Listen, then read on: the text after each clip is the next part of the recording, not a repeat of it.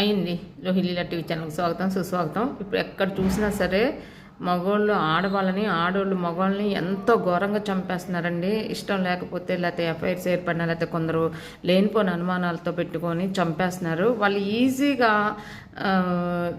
తెలుస్తున్నాయి వాళ్ళే చంపేశారని, కొందరు ఒప్పుకుంటున్నారు, తెలుస్తున్నాయి. కానీ వాళ్ళకి బెయిల్స్ ఇచ్చేసి మళ్ళీ బయటకు వచ్చి మళ్ళీ వెళ్ళి ఒక లాయర్ని పెట్టుకొని వాదించుకొని రోజుల తరబడి డ్రాగన్ చేస్తా అలా నెట్టుకొస్తున్నారండి. ఇప్పుడు అసలు ఒక మనిషిని చంపాలంటేనే చాలా చంపాలంటేనే ఎంతో ధైర్యం కావాలి. ఎందుకంటే ఒక మనిషి పుట్టుక అంత ఈజీ ఏం కాదు. తల్లి కడుపులో ఒక 9 నెలలు లోపల ఉండి బయటకు వచ్చి పెరిగి పెద్దయ్యి పెళ్ళిళ్ళు చేసుకొని ఇంకా ఒకరికొకరు చంపేసుకుంటున్నారండి. దానికి శిక్షలు ఎటువంటివి ఉండాలండి?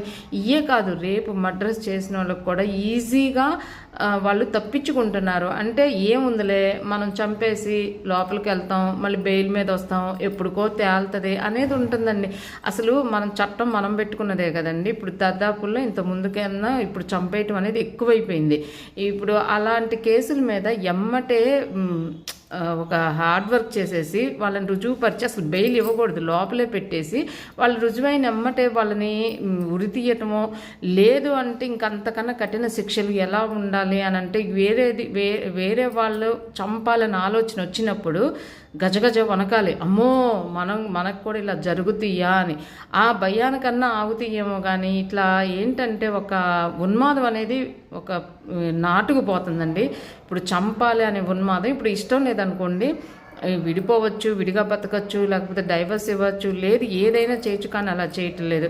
ఒకడేమో ప్రేమించలేదని యాసిడ్ పోస్తాడు, లేకపోతే ప్రేమించలేదని నరికేస్తున్నాడు, పెళ్ళిళ్ళు అయిన తర్వాత ఎఫ్ఐఆర్ ఉందని ఒకళ్ళు చంపేస్తున్నారు, లేదంటే అనుమానంతో అంటే లేనిపోని అనుమానాలు భూతద్దంలో చూసుకొని చంపేస్తున్నారు.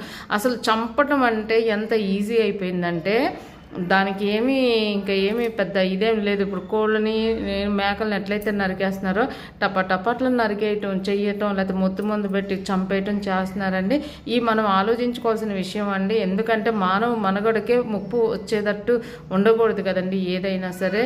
ఇప్పుడు పైనుంచి దిగిరాలేదు, చట్టాలు మనకు పెట్టుకున్నాయే ఆలోచించుకొని మనం చట్టాలు చాలా గట్టిగా మార్చుకోవాలండి. ఏం లేదండి, కాళ్ళు చేతులు నరికేసి ఎందుకు పనికి రాకుండా చేసేసి జైల్లో పడేయాలండి అట్లా చేసి. ఎందుకంటే ఇంక రోజు మగ్గిపోవాలి. లేదంటే ఒక లోకం మధ్యలోనే అంటే ప్రజల మధ్యలోనే ఒక గదిలో పెట్టేసి రోజుకి ఇంత చాలని కూడి పడేయాలండి.